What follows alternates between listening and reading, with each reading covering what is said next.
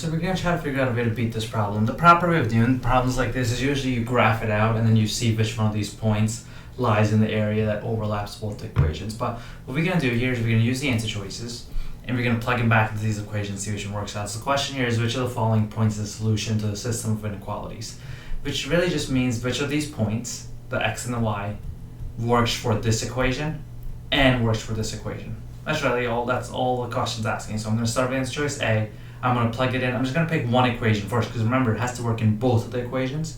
So I'll pick one of the answer choices, plug it back into one of the equations, and see if it works there. So let's start with answer choice A, and let's work with that first equation there. So it's saying y is greater than or equal to 4 squared minus 3. So let's see if that's true. 4 squared is 16. 16 minus, so this is answer choice A. 4 squared is 16, so that's 13. And that's 2. See how that's not true? Because 2 is not greater than 13. So for that reason, I can cross out answer choice A. I'm not even going to test that on B, because if it doesn't work in the first one, obviously that's not going to be the answer. Let's test out B as well. So over here, my y is 0, and then I have 3 squared minus 3. 3 squared is 9, 9 minus 3 is 6. Is 0 greater than 6? Nope, so B doesn't work. C. 1. And 0. So 0, 1 squared minus 3. 1 squared is 1. 1 minus 3 is negative 2. And this is true. So this does work for the first one, but I'm going to have to check it out for the second one as well. But let's check out D first. D is saying 5, negative 1 squared minus 3. Negative 1 squared is 1. 1 minus 3 is negative 2.